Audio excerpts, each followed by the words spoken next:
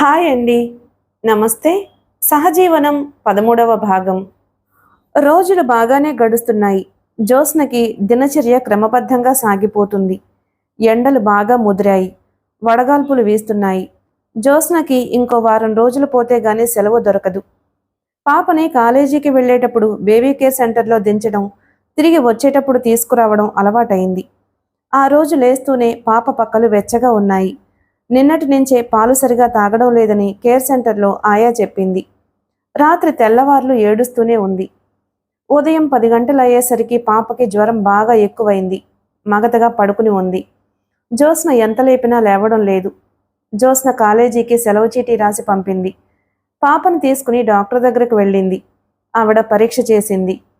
జ్యోత్స్నతో viral fever, ఈ injection తీసుకురండి. ఈ జ్వరం వచ్చిన 8 గంటల లోపల ఈ ఇంజెక్షన్ ఇవ్వకపోతే పిల్ల దక్కదు. మీరు వెంటనే తేవాలి. ఈ ఫీవర్తో ఇప్పటికే సిటీలో చాలామంది పోయారు అంది. జ్యోత్స్న గుండెల్లో రాయి పడింది. పాపని అక్కడ నర్సుకు అప్పజెప్పి ఇంజెక్షన్ కోసం పరిగెత్తింది.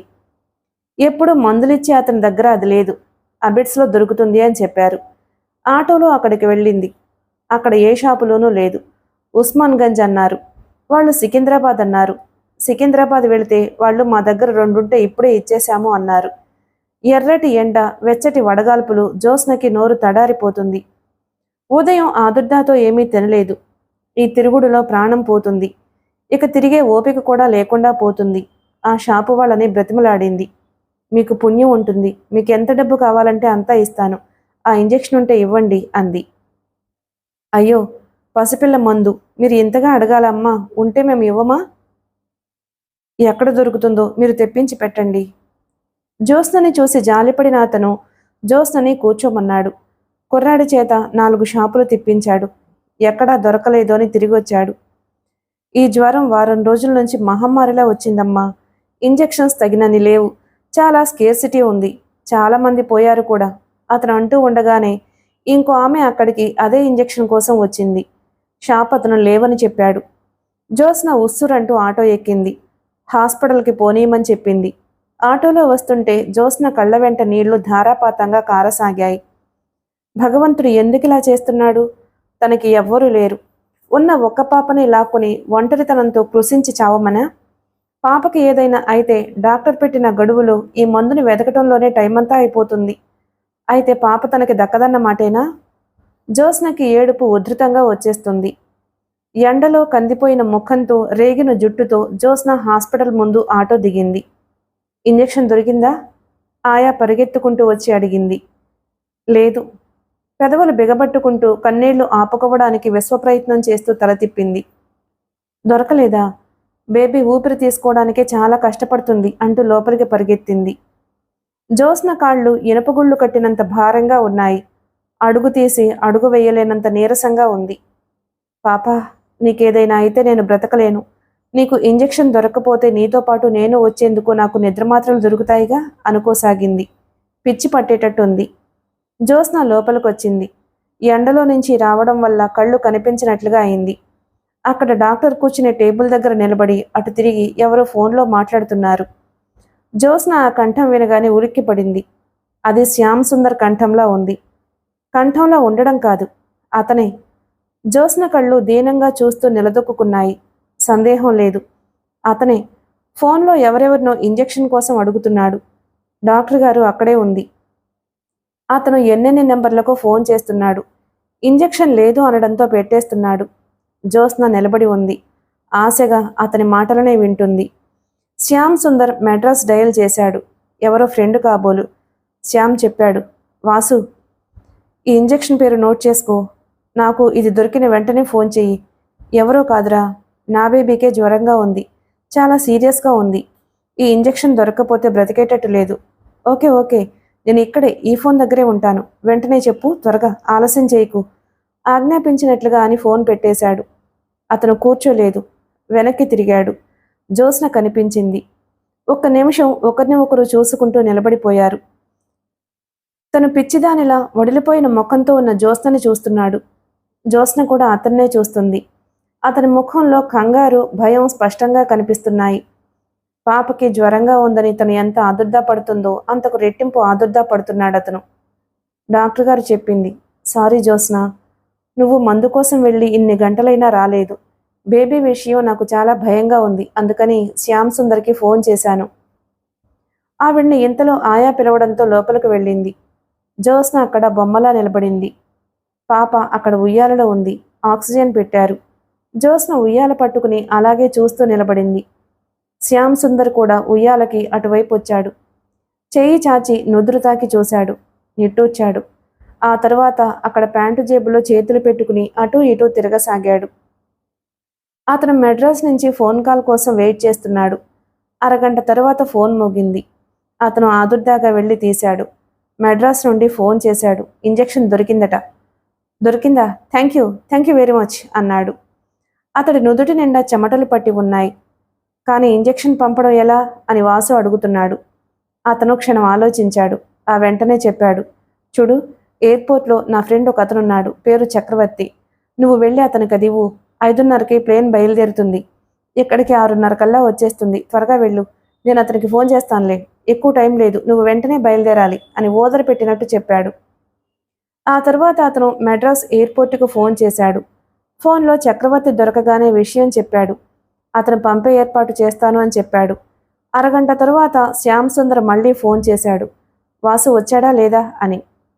వాసు వచ్చాడు. ఇంజెక్షన్ ఇచ్చాడు. అది పైలట్ స్వామినాథన్కి ఇచ్చాను. ప్లేన్ బయలుదేరింది. జాగ్రత్తగా తెస్తున్నాడు. నువ్వు ప్లేన్ టైంకి వెళ్ళి అతనికి నీ పేరు చెబితే ఇంజెక్షన్ ఇస్తాడు అని చెప్పాడు. ఓకే, థ్యాంక్ యూ అన్నాడు. టైం చూసుకున్నాడు అతను. పాప ఉయ్యాల దగ్గరకు వచ్చి నిలబడ్డాడు. పాప ఊపిరి పీల్చడం తగ్గినట్లుగా ఉంది. డాక్టర్ని పిలిచాడు. ఆవిడ పరీక్ష చేసింది. ఇంకో గంటలో ఇంజెక్షన్ వచ్చేస్తుంది అని చెప్పాడు. చూద్దాం మన అదృష్టం ఎలా ఉందో అంది. జ్యోత్స్న ఉయ్యాలని ఆనుకుని శిలాప్రతిమలా నిలబడింది. జ్యోత్స్నకి చెయ్యి కదిపే శక్తి కూడా లేనంత నీరసంగా ఉంది. శ్యామ్ సుందర్ వచ్చాడు. పరిస్థితి అంతా తన చేతుల్లోకి తీసుకున్నాడు. ఆందోళన, భయం, దిగులు, కంగారు అవన్నీ అతను పడుతున్నాడిప్పుడు. జ్యోత్స్న రాతి బొమ్మల అదృష్టం చెప్పబోయే తీర్పుకి వేచి ఉన్న వ్యక్తిలా ఉంది. శ్యామ్ సుందర్ని చూస్తే ఏదో చెప్పలేని హాయి కలుగుతుంది. ఆందోళన కాస్త తగ్గింది. ఒంటరితనం హఠాత్తుగా మాయమైంది. అరగంట తరువాత శ్యామ్ కారు తీసుకుని ఎయిర్పోర్టుకు వెళ్ళిపోయాడు. జ్యోత్స్న అలాగే కూర్చుని ఉంది. టైంని ఒక్కొక్క నిమిషాన్ని కాలం అనే రాక్షసి మింగేస్తుంది. జ్యోత్స్నకి భయం వేస్తుంది. ప్లేన్ అక్కడ మద్రాసులో అసలు బయలుదేరిందా? ఏదైనా ట్రబుల్ వచ్చి మళ్ళీ వెనక్కి తిరిగి వెళ్ళిపోలేదు కదా? తను శ్యామ్ ఒకసారి మెడ్రాస్ నుంచి వస్తుంటే అలాగే అయ్యింది. బెల్టులు నడుముకి కట్టుకోమన్నారు. ప్లేన్ బయలుదేరింది. ఆకాశంలోకి ఎగిరింది. మళ్ళీ వెనక్కి తిరిగి రన్వే మీద పరిగెత్తి ఎయిర్పోర్ట్లో వచ్చి ఆగింది. అందరూ ఆశ్చర్యంగా ఏమిటి అంటే ఏదో ఇంజిన్ ట్రబుల్ అన్నారు. జ్యోత్స్న, నువ్వు వుడ్లాండ్స్లో పోళీ తినలేదని గునిసావుగా, అందుకే ప్లేన్ వారు దయతలిచి మనల్ని వెనక్కి తెచ్చారు అన్నాడు నవ్వుతూ శ్యామ్ సుందర్. ఇద్దరూ ఆ రోజంతా మళ్ళీ మద్రాసులోనే ఉన్నారు. నేను ఇక చచ్చినా ప్లేన్ ఎక్కను బాబు, మధ్యలో చెడిపోతే ఎలా అంది జ్యోత్స్న. శ్యామ్ ఎంత చెప్పినా వినలేదు. మిగతా అందరూ లేరా, మనం ఒక్కళ్ళమేనా అన్నాడు. అందరి సంగతి వేరు. నేను కొత్తగా పెళ్లి చేసుకున్నాను. నా భర్త నాకు స్వర్గం చూపిస్తున్నాడు. ఈ జీవితం అంటే నాకు ఎంతో ఇష్టం. నాకు ఇప్పుడప్పుడే చచ్చిపోవాలని లేదు అంది. శ్యామ్ ఒక్క క్షణం జ్యోత్స్నని తదేకంగా చూశాడు. ఆ తరువాత ముక్కుపట్టి ఊపాడు. నవ్వుతూ వెళ్ళి ప్లేన్ టికెట్ క్యాన్సిల్ చేసి రైలు టికెట్లు కొన్నాడు. ఆ రోజు రైలులో ఇద్దరూ తప్ప ఆ పెట్టెలో ఎవ్వరూ లేరు. అదొక అద్భుతమైన మరపురాని అనుభవం. జ్యోత్స్న రైలు దిగే ముందంది, ఈ జీవితమంతా ఈ రైలు ప్రయాణంలో జరిగిపోతే ఎంత బావుండును. అయిపోతుంది అమ్మాయి గారు, తప్పక అయిపోతుంది అన్నాడతను. అలాగే ప్లేను బయలుదేరకపోతే, ఒకవేళ ఏదైనా ట్రబుల్ వచ్చి కూలిపోతే? జ్యోత్స్న కళ్ళు ఎన్నో భయంకర దృశ్యాలు చూస్తున్నాయి. శ్యామ్ దీనంగా ముఖం పెట్టి ఇంజెక్షన్ రాలేదు అని వచ్చి చెప్పినట్లే అనిపించింది. ఫోను గణగణ మోగింది. ఆయా పరిగెత్తుకొచ్చి తీసింది. అమ్మా, మీకే ఫోన్, మీ వారు చేశారు అంది. జ్యోత్స్న మెల్లగా ఫోన్ దగ్గరకు వెళ్ళింది. శ్యామ్ ఫోన్ ఎందుకు చేశాడు? ఇంజెక్షన్ రాలేదా? అది రాలేదని ఇక్కడికి రాలేక ఫోన్ చేశాడా? రిసీవర్ తీసుకుంది. హలో, నూతులో నుంచి మాట్లాడుతున్నంత హీనస్వరంతో అంది. హలో జ్యోత్స్న, ఇంజెక్షన్ వచ్చింది. ఇదిగో నా చేతిలోనే ఉంది. నేను 10 నిమిషాల్లో వచ్చేస్తున్నాను. పాపెలా ఉంది? శ్యామ్ గొంతు ఉత్సాహంగా, ఆనందంగా, భయంగా ఉంది. బాగానే ఉంది. నిద్రపోతుంది అలా అని నేను అనుకుంటున్నాను. Thank God. ఇక్కడ ఉన్నానన్న మాటే గాని నాకు అదే భయంగా ఉంది. నేను వచ్చేస్తున్నాను. అతను ఫోన్ పెట్టేశాడు. ఇంజెక్షన్ దొరికిందా? శ్యామ్ వచ్చేస్తున్నాడా? జ్యోత్స్నకి ఇంకా నమ్మబుద్ధి కావడం లేదు. ఎన్నో రోజుల తర్వాత అతను తనతో మాట్లాడాడు. అతనికి అసలు ఆ సంగతి గుర్తున్నట్టే లేదు. తనకి అతనికి మధ్య రవ్వంత కూడా అభిప్రాయ భేదం లేనట్టుగా అతను మాట్లాడుతున్నాడు. ఇద్దరూ కలిసి పాపను పెంచినట్లే ప్రవర్తిస్తున్నాడు. ఈ బాధని తనతో కలిసి సమంగా కాదు కాదు కాదు తనకంటే ఎక్కువగా అతనే పంచుకున్నాడు. జ్యోత్స్న అక్కడే బెంచి మీద కూలబడింది. పావుగంటలో అతను రానే వచ్చాడు. జ్యోత్స్న అక్కడ పాపకి తల్లి అనే ఒక బొమ్మలా మాత్రమే అయిపోయి నిలబడి చూస్తుంది. తండ్రిగా అతనే అన్నీ చూస్తున్నాడు. డాక్టర్ పాపకి ఇంజెక్షన్ ఇచ్చింది. అప్పటికే చీకటి పడి లైట్లు వెలిగి చాలాసేపు అయింది. ఆవిడ ఇంజెక్షన్ ఇచ్చి చెప్పింది, ఆలస్యం అయింది. మన అదృష్టం ఎలా ఉందో చూసుకుందాం. బేబీ తిప్పుకోగలిగితే మనం అదృష్టవంతులం. పాప చలనం లేకుండానే ఉంది. ఆ ప్రాణం ఏ మూలనుందో అది తిప్పుకునే శక్తి ఆ మందు ఇచ్చే వ్యవధి ఉందో లేదో. డాక్టర్ వెళ్ళిపోయింది లోపలికి. జ్యోత్స్న బెంచి మీద కూర్చుని ఉంది. శ్యామ్ కిటికీ దగ్గర నిలబడి ఉన్నాడు. అతని ముఖం చూస్తే మరణయాతన పడుతున్న వాడిలా ఉన్నాడు. తను చేయగలిగిందంతా చేసి ఫలితం కోసం వేచి చూస్తున్న నిస్సహాయుడైన వ్యక్తిలా నిలబడి ఉన్నాడు. ఇద్దరు ఎడముఖంగా ఎవరి బాధని వారే అనుభవిస్తున్న వారిలా ఉన్నారు. ఇంతలో లోపల నుండి గొల్లున ఏడుపు వినిపించింది. ఇంకో పిల్లాడికి కూడా ఇదే జ్వరం. ఆ పిల్లాడు పోయాడు. ఆ తల్లి విలపిస్తుంది. పావుగంట తరువాత ఆ తల్లి ఏడుస్తూ ఉండగా ఆ పిల్లాడిని బంధువులు అక్కడి నుండి తీసుకువెళ్లారు. ఊరుకో, నీకు వాడికి రుణం లేదు, ఊరుకో అంతే అంటూ ఆ తల్లిని ఓదారుస్తున్నారు. జ్యోత్స్న కళ్ళు పత్తికాయల్లా చేసి వాళ్లనే చూస్తుంది. శ్యామ్ కూడా ఇటు తిరిగి వాళ్లనే చూస్తున్నాడు. అతని కళ్లల్లో చెప్పలేని విషాదం, సానుభూతి గూడు కట్టుకుని ఉంది. వాళ్ళు వెళ్ళిపోయారు. హాస్పిటల్ నిశ్శబ్దం అయిపోయింది. జ్యోత్స్న ఒక్కసారిగా చేతుల్లో ముఖం దాచుకుని ఏడవసాగింది. శ్యామ్ తిరిగి చూశాడు. హృదయ విదారకంగా ఏడుస్తుంది జ్యోత్స్న. అతను క్షణంసేపు తటపటాయించాడు. తర్వాత మెల్లగా అడుగులో అడుగు వేస్తున్నట్టుగా జ్యోత్స్న కూర్చున్న బెంచి దగ్గరకు వచ్చి అభిముఖంగా నిలబడ్డాడు. జ్యోత్స్న పిలిచాడు. అతని కంఠం ఎలాగో ఉంది. జ్యోత్స్న పలకలేదు. జ్యోత్స్న, ధైర్యం తెచ్చుకో. మనం చేయగలిగినంతా చేశాం. మన కృషితో ఎప్పుడూ జీవితం నడవదు. పైనొకడున్నాడే, అతని ఆశీర్వాదం కూడా కావాలిగా. జ్యోత్స్న తలెత్తి చూసింది. ఆ కళ్ళు ఎర్రబడి ఉన్నాయి. ముఖం నలిగిపోయి ఉంది. ఆ కళ్ళల్లో ఆత్మవిశ్వాసం లేదు, ధైర్యం లేదు, తెగింపు లేదు, మొండితనం లేదు. ఆ చూపులు చాలా బేలగా ఉన్నాయి, నిస్సహాయంగా ఉన్నాయి, దీనంగా ఉన్నాయి. జ్యోత్స్న, అతను మళ్ళీ అన్నాడు. జ్యోత్స్నని చూస్తుంటే అతనికి జాలేస్తుంది. ఆ పిలుపుతో ఏమైందో జ్యోత్స్నకి తెలియదు. హఠాత్తుగా అతని నడుం చుట్టూ చేతులు పెనవేసింది. అతని పొట్టలో ముఖం దాచుకుంది. మరుక్షణంలో ఏడుపు ఉధృతమై వరదలా వచ్చేసింది. ఆ భయంకరమైన వరదలో జ్యోత్స్న కోపం, పట్టుదల, అలక, తెగింపు, ధైర్యం, అలసట అన్నీ కొట్టుకుపోసాగాయి. అతను జ్యోత్స్న తల మీద చెయ్యి వేసి నిమిరాడు. ఆ స్పర్శ ఎంతో హాయిగా ఉంది. అతని సాన్నిహిత్యం కొండంత బలవేస్తుంది. అతని కంఠధ్వని ఎండలో వడిలిన వాళ్లకు శీతలఛాయ దొరికినట్టు సేద తీరుస్తోంది. జ్యోత్స్న తల అతని పొట్టకి మరింత అదుముకున్నట్లుగా అయింది. శ్యామ్, నన్ను క్షమించు, నన్ను క్షమించు అప్రయత్నంగా అనేసింది. అతను ఇక నిలబడలేకపోయాడు. జ్యోత్స్న పక్కనే కూర్చుని జ్యోత్స్న తలని ఒడిలోకి లాక్కున్నాడు. ఆ నిమిషంలో అతనికి జ్యోత్స్న ఒక చిన్న పిల్లలా అనిపించింది. వద్దన్న పని చేసి ఇబ్బంది పాలయ్యి తల్లి దగ్గరకు తిరిగి వచ్చి బేలగా చూస్తూ మౌనంగా తన తప్పు ఒప్పుకుంటున్న పిల్లలా ఉంది. శ్యామ్ తగ్గుస్థాయిలో అన్నాడు, చూసావా జ్యోత్స్న, మనం ఒక్కోసారి ఎవ్వరితోనూ ఎలాంటి అవసరమూ లేదనుకుంటాం. ఒంటరిగా బ్రతకగలము అనుకుంటాం. మనిషి ఎప్పుడూ ఒంటరిగా మనలేడు జ్యోత్స్న. ఉదాహరణకి పాపకి కావాల్సిన ఈ మందే చూడు. ఆ మందు మన చేతిలోకి రావడానికి ఎంతమంది ఎన్ని రకాలుగా కష్టపడితే వచ్చిందో గమనించు. మందు దొరికినా డాక్టర్ సహకరించాలి. డాక్టర్ వేరు, మందు తయారు చేసేవాళ్ళు వేరు, సిరంజి చేసేవాళ్ళు వేరు, అది కడిగే ఆయా వేరు, ఈ నర్సింగ్ హోమ్ కట్టించిన వాళ్ళు వేరు. ఇంతమంది జనం కూడితే ఈ హాస్పిటల్లో పాపకి మనం వైద్యం చేయించగలుగుతున్నాం. జ్యోత్స్న, మనిషి జీవితంతో రాజీ పడాలి. సాటివారితో సహజీవనం అలవరుచుకోవాలి. ఇంట్లో మనిషికి మనిషికి మధ్య, బయటికి వెళితే మనిషికి లోకానికి, మనిషికి సంఘానికి సహజీవనం కావాలి. అది లేకపోతే జీవితం ఏకాకి బ్రతుకవుతుంది. ఆ ఒంటరితనం భరించలేము. జ్యోత్స్న అతని మాటలు వింటూ ఉండిపోయింది. జ్యోత్స్న అతను చెప్పే ప్రతి మాట అక్షరక్షరం పరమ సత్యమని తెలిసింది. అలా ఎంతసేపు కూర్చున్నారో ఇద్దరికీ టైం తెలియలేదు. ఇంతలో డాక్టర్ పాపను తీసుకొచ్చింది. Baby is all right. చూడండి, ఊపిరి బాగా పీలుస్తుంది. చూసారా, ఇంజెక్షన్ నిమిషాల మీద ఎలా పనిచేసిందో. జ్యోత్స్న శ్యామ్ ఒడిలో నుంచి లేచింది. నిజమే, పాప ముఖం చాలా తేటగా ఉంది. ఆ మృత్యునేడలు పోయాయి. మీరు అదృష్టవంతులు. ఇక మీ బిడ్డకు భయం లేదు. జ్యోత్స్నకి పాపను అందించింది. కానీ జ్యోత్స్న అందుకోలేదు.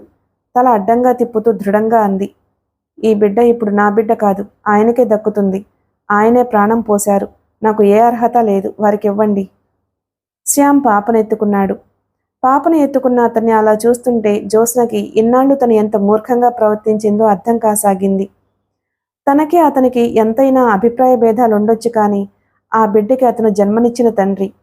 పాపకి దూరంగా ఉండమనే అధికారం అసలు తనకి ఎక్కడుంది? ఈ విషయం గమనించిన తను ఎంత తెలివిహీనురాలు. పాపని అతను అలా ఎత్తుకుంటే జ్యోత్స్నకు ఎంతో నిశ్చింతగా ఉంది. ఉదయం నుంచి పడిన శ్రమ, బాధ ఏదో గాలిలోకి ఆవిరిలా తేలిపోతున్నట్లుగా అయింది. శరీరం అతి తేలికగా అయినట్లు అనిపించింది. దూది పింజల మనస్సు, శరీరం రెండూ తేలిపోతున్నాయి. జ్యోత్స్న తన భుజం మీదకి ఒరిగిపోతున్న జ్యోత్స్నని చప్పున ఎడం చేత్తో నడుం చుట్టూ చెయ్యి వేసి పట్టుకుని ఆపాడతను. తర్వాత ఏమైందో జ్యోత్స్నకి తెలియదు. చాలాసేపు అయిన తర్వాత జ్యోత్స్నకి మెలకువ వచ్చింది. ఉలిక్కిపడి లేచి కూర్చుంది. తన మంచం మీద ఉంది. ఎదురుగా శ్యామ్ బెంచీ మీద తలా నుంచి కాలు మీద కాలు వేసుకుని ఒడిలా చేసి ఆ ఒడిలో పాపను పదిలంగా పెట్టుకుని ఉన్నాడు. జ్యోత్స్న మంచం దిగి లేచొచ్చింది. అతను గోడకి తలా నుంచి నిద్రపోతున్నాడు. ఉదయం నుంచి తనతో పాటు అతను కూడా ఎంతగానో శ్రమపడ్డాడు.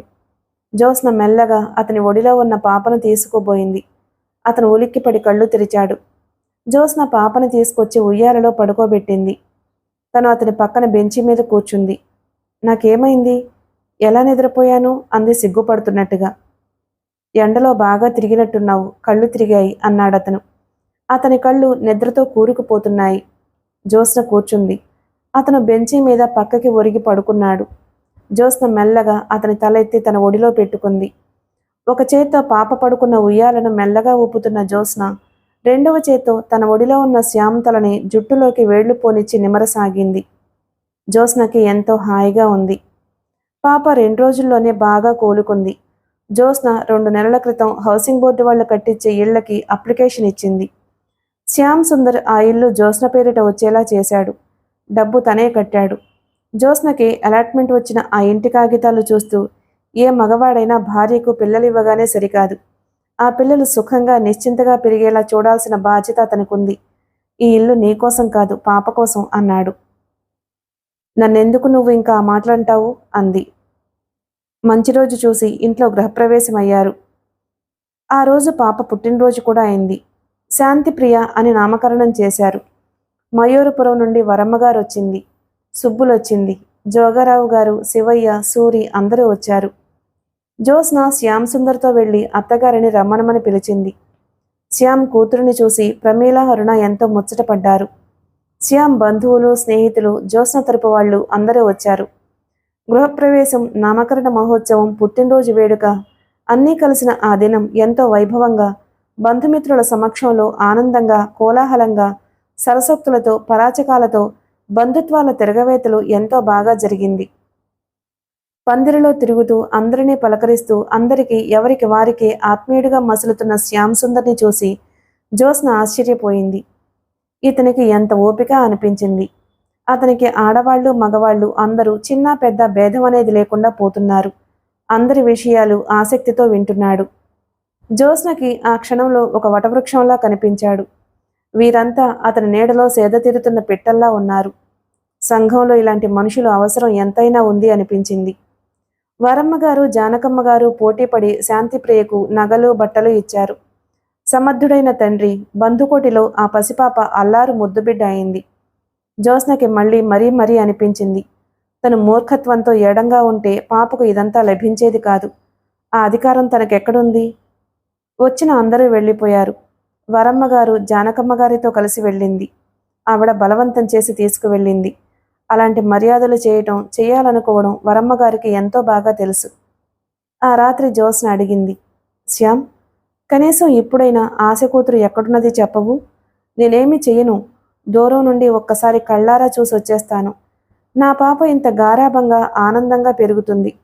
ఒకవేళ ఆశ కూతురు కష్టాలు పడుతుంటే ఈ ఆనందం నాకు మిగలనే మిగలదు. శ్యామ్ ఏమీ అనలేదు. జేబులో నుంచి చిన్న డైరీ తీశాడు. అందులో అతని ఫ్రెండ్స్ ఫోన్ నెంబర్లు, అడ్రస్లు ఉంటాయి. జ్యోత్స్నకి ఆ డైరీ కొత్తదేమీ కాదు. అతను ఎన్నోసార్లు టేబుల్ మీద, మంచం మీద నిర్లక్ష్యంగా తన కళ్ళెదుట పడేసే డైరీయే అది.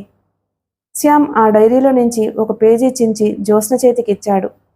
జ్యోత్స్న ఆ కాగితం చూసింది. Simpson, Bharat heavy electricals, Ramachandrapuram, quarters number ఉంది. అతను టెక్నికల్ అడ్వైజర్ ఉద్యోగం చేస్తున్నాడు. జ్యోత్స్న అర్థం కానట్లు అడ్రస్ కాగితం చూస్తూ నిలబడిపోయింది. జ్యోత్స్న మర్నాడు మధ్యాహ్నం రామచంద్రాపురం వచ్చింది. మిస్టర్ సింప్సన్ ఆస్ట్రేలియా దేశస్థుడు. అతనికి ఉన్న వాటిల్లోకెల్లా అత్యంత సౌకర్యమైన భవనం ఇచ్చారు. జ్యోత్స్న వెళ్ళింది. వాకిట్లో లాన్ ఉంది. పూల మొక్కలున్నాయి. ఆ ఇల్లు అధునాతనంగా, పరిశుభ్రంగా ఉంది. జ్యోత్స్న అక్కడ పనివారికి తన భర్త పేరు ముందు చెప్పి శ్రీమతి చేర్చి చీటీ ఇచ్చింది. అతను లోపలికి వెళ్ళొచ్చాడు. అతని వెంట ఒక ఆమె వచ్చింది. ఆమె విదేశీ వనిత. తెల్లగా, లావుగా, స్లీవ్లెస్ గౌన్తో, ఎత్తు చెప్పులతో ఉంది. జ్యోత్స్నని చూడగానే ఎంతో మర్యాదగా లోపలికొచ్చి కూర్చోమని ఆహ్వానించింది. తను పాపను చూడడానికి వచ్చాను అని చెప్పింది జ్యోత్స్న. పాప? ఓ, శ్యామ్ సుందర్ ఇచ్చిన బేబీయా? జాయ్ని చూడడానికి వచ్చారా అంటూ నౌకరు వైపు తిరిగి, జాయ్ పైన ఆడుకుంటుంది, సింప్సన్తో చెప్పి తీసుకురా అని చెప్పింది. నౌకర తల ఊపి వెళ్ళాడు. తనని మిస్సెస్ సింప్సన్గా పరిచయం చేసుకుంది. శ్యామ్ని గురించి అడిగింది. లోపలికి వెళ్ళి నౌకరుతో టీ పట్టించుకొచ్చింది. జ్యోత్స్న టీ తాగుతూ ఉండగా ఇంతలో మేడ మీద నుంచి మిస్టర్ సింప్సన్ వచ్చాడు. అతని మెడ మీద మేకపిల్లల ఒక 2 సంవత్సరాల పాప ఉంది. అతను ఏదో అంటుంటే ఆ పాప కిలకిలా నవ్వుతూ హో డాడీ అంటుంది. మిసెస్ సింప్సన్ అతన్ని జ్యోత్స్నకి పరిచయం చేసింది. ఆంటీకి గుడ్ ఆఫ్టర్నూన్ చెప్పు అంది. ఆ పిల్ల సిగ్గుగా చెప్పి మళ్ళీ తండ్రి మెడకి కరుచుకుపోయింది. జాయ్ అని మేము పేరు పెట్టుకున్నాం. మాకు పిల్లలు లేరు. మేము ఇక్కడ పాపను పెంచుకోవాలి అని అనుకున్నాం. మా ఫ్రెండ్స్ ఈ పాపను తీసుకొచ్చిచ్చారు. మాకు ఎంతో సంతోషాన్ని కలగజేసింది. అందుకని జాయ్ అని పేరు పెట్టుకున్నాం. చాలా అల్లరి పిల్ల. షీఈ్ వెరీ ఇంటెలిజెంట్ అందావిడ. జ్యోత్స్న టీ తాగడం మర్చిపోయినట్టుగా ఆ పాపనే చూస్తుంది. ఎంత బాగుంది, ఎంత ఆరోగ్యంగా, ఎంత బొద్దుగా ఉంది. ఆ బుగ్గలు పుష్టికరమైన ఆహారం తింటున్నట్టుగా యాపిల్ పళ్ళలా ఉన్నాయి. పెదవులు ఆరోగ్యంగా ఎర్రగా ఉన్నాయి. చేతులు కాళ్ళు బొద్దుగా ఉన్నాయి. లేసున్న అందమైన ఫారిన్ ఫ్రాకు వేసుకుంది. జుట్టు కత్తిరించి ఉంది. అన్నిటికంటే ముఖ్యంగా ఆ పసిముఖంలో ఆనందం వెలిగిపోతుంది. బాధ, ఆకలి అంటే తెలియని వాతావరణంలో పెరిగినట్టుగా స్పష్టంగా తెలుస్తుంది. జ్యోత్స్న చేతులు చాచి రమ్మనమని పిలిచింది. పాప ముఖం తిప్పేసింది, రాలేదు. మిస్టర్ సింప్సన్ జాయ్ని వెళ్ళమని బలవంతం చేశాడు. జాయ్ వెళ్ళలేదు. ఆయన్ని కరుచుకుపోయి ఉంది. జ్యోత్స్నకి ఎంతో ఆనందం వేసింది. తన జీవితంలో ఇంతవరకు ఎన్నడూ చూడని మహా అద్భుతం గమనిస్తున్న దానిలా వివసరాలైనట్లుగా కూర్చుండిపోయింది. మిసెస్ సింప్సన్ చెబుతుంది, కొత్తలో మేము అలవాటు చేసుకోవడానికి చాలా శ్రమపడ్డాం. పాలు తాగేది కాదు. మమ్మల్ని చూస్తే ఏడ్చేది. నేను ఆయా ఎలాగో తంటాలు పడి మాలిమి చేసుకున్నాం. మేము ఈ పాపని తీసుకునే ముందు శ్యామ్ సుందర్తో ఒక షరతు పెట్టాం. కనీసం 1 ఏడాదిన్నర పాటైనా ఈ పాపని చూడడానికి ఎవ్వరూ రాకూడదన్నాం. అతను ఆ షరతుకి ఒప్పుకున్నాడు. ఎవ్వరూ రారని చెప్పాడు. మీరు రావడమే నయమైంది. మేమే అతనికి ఫోన్ చేద్దాం అనుకుంటున్నాం. ఎందుకంటే ఇక్కడ ఆఫీస్లో మేము వచ్చిన పని పూర్తయింది. మేము ఈ వారంలో వెళ్ళిపోతున్నాం. జ్యోత్స్న పాపనే చూస్తుంది. ఆ పాపకి తల్లిదండ్రుల దగ్గర నుంచి ప్రేమ పుష్కలంగా లభిస్తుంది. తనిప్పుడు అవసరం లేదు. కొద్దిసేపు కూర్చున్న తర్వాత జ్యోత్స్న వెళ్ళడానికి లేచింది. మేం వెళ్లే లోపల మళ్ళీ కనిపిస్తాం అందావిడ. జ్యోత్స్న తిరిగొచ్చేసింది.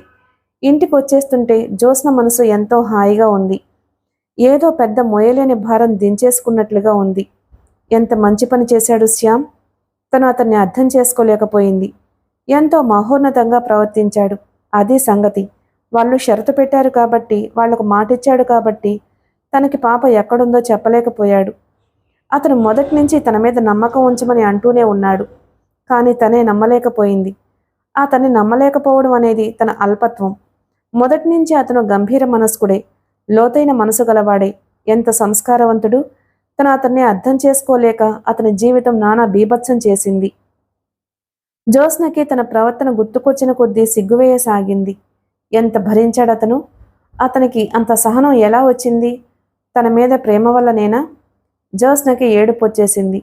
పొరపాటైంది, క్షమించు అని తను ఒక్క మాట అంటే అతను పడిన బాధ పోతుందా? ఏమిస్తే ఏం చేస్తే తను చేసిన తప్పు ప్రక్షాళన అవుతుంది? బామ్మ అన్న మాట ఎంత యథార్థం! అతని భార్య అని చెప్పుకోవడానికి కూడా అర్హత లేదేమో. జ్యోత్స్న ఇంటికొచ్చింది. శ్యామ్ సుందర్ పని ఒత్తిడి మూలంగా ఇంటికి కాస్త ఆలస్యంగానే వస్తున్నాడు. అతనికి వేడి నీళ్లు స్నానానికి సిద్ధంగా ఉంచింది.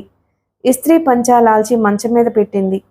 భోజనానికి టేబుల్ మీద అన్నీ సర్ది అతని రాక కోసం వేచి చూడసాగింది. ఉయ్యాలలో నిద్రపోతున్న పాపని చూస్తూ, తల్లి, అలాంటి తండ్రికి పుట్టిన నువ్వు ఎంత అదృష్టవంతురాలివి తల్లి అనుకుంది. రాత్రి పొద్దుపోయిన తర్వాత శ్యామ్ సుందర్ వచ్చాడు. వేడినీళ్లు స్నానం చేసి వచ్చేసరికి జ్యోత్స్న ఇస్త్రీ బట్టలు అందించింది. అతను వేసుకుని భోజనానికి వచ్చాడు. జ్యోత్స్న వడ్డిస్తుంది. అన్నం, కూర, సాంబారు వేడిగా ఉన్నాయి. అతనికి ఎంతో హాయిగా అనిపించింది. మగవాడికి పెళ్లి అనేది ఎంత అవసరమో బాగా అర్థమైనట్టుగా ఉంది. అలసిపోయి ఇంటికి వచ్చిన అతనిని కంటికి రెప్పలా కాపాడుతున్నట్లు అతని అవసరాలు గమనించి సమకూరుస్తుంది. అతను నోరు తెరిచి అడగకుండా అన్నీ సమకూరుతున్నాయి. అతనికి ఎంతో హాయిగా ఉంది. అతను అన్నం కలుపుకుని తినబోతుంటే జ్యోత్స్న చెయ్యి వచ్చి అతని చెయ్యి పట్టి ఆపేసింది. అతను ఆశ్చర్యంగా తలెత్తి చూశాడు. జ్యోత్స్న తను అన్నం కలిపి అతనికి పెట్టసాగింది. అతనికి ఎంతో ఇష్టమైన పనుల్లో జ్యోత్స్న చేత్తో అలా అన్నం తినిపించటం ఒకటి. జ్యోత్స్న పాపని చూసొచ్చావా అని అడిగాడు. జ్యోత్స్న కళ్ళల్లో చివ్వున నీళ్లు ఉబికాయి. అతని తలను దగ్గరకు తీసుకుంది. నాకెందుకు చెప్పలేదు? చెప్పకుండా దాచి నన్ను ఎందుకు చెడ్డదాన్ని చేశావు? జీవితం నేను నరకం చేసుకుని నిన్ను నరకంలో పెట్టాను. నాకు నాకు ఒక్క మాట ఇలా అని చెప్పుంటే. అతని భుజం మీద తలదాచుకుంది. అతను జ్యోత్స్న గడ్డం పట్టి ఎత్తాడు. చెప్పలేదని ఇప్పుడు నిష్ఠూరం చేస్తున్నావు, కానీ చెప్పుంటే అప్పుడు ఆ వేడిలో నా మాట నువ్వు వినేదానివా? వాళ్ళ దగ్గరకు వెళ్ళి పోట్లాడి నానా రభస చేసి జాయిని తీసుకొచ్చేసేదానివి కదా? నిజమే. జ్యోత్స్న అతని మాటను కాదనలేకపోయింది. అప్పట్లో అతను చెప్పుంటే అక్షరాలా తను అదే పని చేసుండేది. జ్యోత్స్నని చెయ్యి పట్టి పక్కన కూర్చోబెట్టుకుని చెప్పాడతను. పాపని నువ్వు ఎవ్వరికీ ఇవ్వనని నాకు గాఢంగా అర్థమైంది. నా ఫ్రెండ్స్లో ఒకరు ఇలా తనకు తెలిసిన సింప్సన్ దంపతులు పిల్లని పెంచుకోవడానికి వెతుకుతున్నారు అని చెప్పాడు. నేనే నీకు ఆ మాట చెప్పి ఎలా ఒప్పించడమా అని ఆలోచిస్తున్నాను. ఇంతలో ఆ గొడవ జరిగింది. ఇక వెనక ముందో ఆలోచించలేదు. పిల్లని తీసుకువెళ్ళి ఇచ్చేశాను. ఆ పిల్లని అలా ఇవ్వడంలో ముఖ్యమైన ఉద్దేశం ఉంది. ఆ పాప మన దగ్గరే పెరిగి పెద్దదవుతుందనుకో, పెంచడానికి నాకేమీ అభ్యంతరం లేదు. కానీ పాప గతం నీడల ఆమె వెంటే వస్తుంది. అందరూ పెళ్లి కాని తల్లికి పుట్టిన బిడ్డ అని ఏసడిస్తూనే ఉంటారు. అది ఆ చిన్నారి మనసు మీద మానసికంగా ఒక విపరీతమైన పరిణామం తేవచ్చు. మనం తనకి ఉపకారం చేస్తున్నామని ఇదొక భారంగా భావించవచ్చు. ఆ పాపని ఈ విషవలయం నుంచి తప్పించాలని ఆరాటపడ్డాను. తను స్వేచ్ఛగా, సుఖంగా, సంతోషంగా బ్రతకగలిగే అవకాశం దొరికింది. అందులోకి తనను ఎగరేయాలి అనుకున్నాను. జ్యోత్స్న, నేను ఈ విషయంలో చాలా బాధ పెట్టిన మాట నిజమే, కానీ వాళ్ళు షరతు పెట్టడంతో తప్పనిసరైంది. జ్యోత్స్న మోకాళ్ల మీద కూలబడి అతని ఒడిలో తలదూర్చుకుంది. శ్యామ్, నేను నిన్ను అర్థం చేసుకోలేకపోయాను.